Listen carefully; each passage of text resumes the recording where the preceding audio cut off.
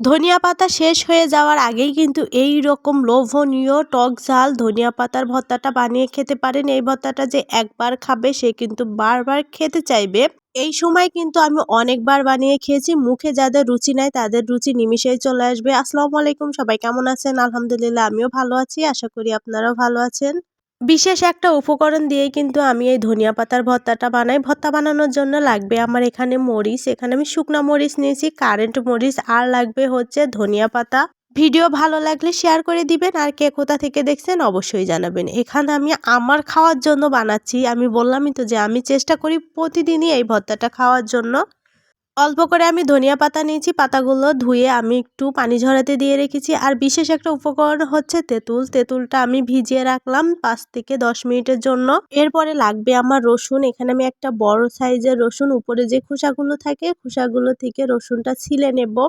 আর ভর্তাটা আপনারা শিলপাটায় বানানোর চেষ্টা করবেন। শিলপাটায় ভর্তা বানালে কিন্তু অনেক বেশি মজা লাগে। লবণ আর মরিচটা আমি একদমই ভালো করে বেটে নিব। এই ভর্তাটা যদি ব্লেন্ডার জারে বানান তাহলে কিন্তু শিলপাটার টেস্টটা পাবেন না। আর ভালো টেস্ট পেতে হলে শিলপাটায় বানাতে হবে। আমি কিন্তু একদমই মিহি করে বেটে নিছি। যখন আমার কোনো কিছু দিয়ে ভাত খেতে ইচ্ছা করে না তখন কিন্তু আমি এই ভর্তাটা বানাই তৃপ্তি করে খাওয়ার জন্য। আর হাঁড়ির ভাত উধাও করার জন্য কিন্তু এই ধনিয়া পাতার টক ঝাল ভর্তাটাই কিন্তু বেশি ভালো লাগে আমার। আর ঝাল একটু বেশিই দিবেন যারা আমার মতো ঝাল খেতে পছন্দ করে। রসুন পেঁয়াজ আমি এখানে ভালো করে বেটে নিব। এই ভর্তাতে কাঁচা রসুনটা দিলে ভালো হয়। আপনারা চাইলে ভেজে দিতে পারেন। ভেজে দেওয়ার থেকে কাঁচা রসুনটা দিবেন, একটু ঝাঁঝ ঝাঁঝ লাগবে, খেতে কিন্তু ভালো লাগবে। ধনিয়া পাতাটা আমি ভালো করে ধুয়ে পানি ঝরাই নিয়েছি। একদিন ভর্তা বানিয়ে আপনি চাইলে এটা ৭ দিনও খেতে পারবেন। নরমাল ফ্রিজে রেখে দিলে কিন্তু এটা বেশ কয়েকদিন থাকে। আর যদি খান তাহলে তো বুঝবেনই যে কত মজাদার এই ভর্তা। ধনিয়া পাতা যারা পছন্দ করে তারা তো এই ভর্তাটা যদি হয় তাহলে হাঁড়ির ভাত কিন্তু নিমিষেই উধাও হয়ে যাবে।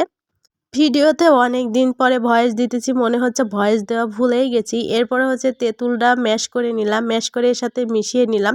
আপনি চাইলে এটা শুধুই খেয়ে নিতে পারেন। মানে আমার মতো যারা এরকম ভর্তা লাভার আছেন তারা তো এমনিতেই খেয়ে নেবেন। এত বেশি মজা লাগে।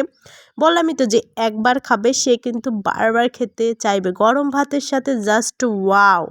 মাঝে মাঝে কিন্তু এরকমভাবে ধনিয়া পাতার ভর্তাটা ট্রাই করতে পারেন, খেতে অনেক বেশি মজা লাগে। আর যাদের মুখে রুচি নাই নিমিষেই রুচি চলে আসবে।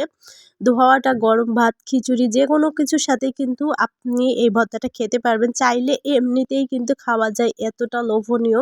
যাকে বানিয়ে খাওয়াবেন সে তো আপনার প্রশংসা করবেই, আর বারবার কিন্তু এই ভর্তাটা খেতে চাইবে। দেখেই কিন্তু জিভেতে জল চলে আসতেছে। সবাই ভালো থাকবেন। নেক্সট ভিডিওতে দেখা হবে। আল্লাহ হাফেজ, বাই বাই।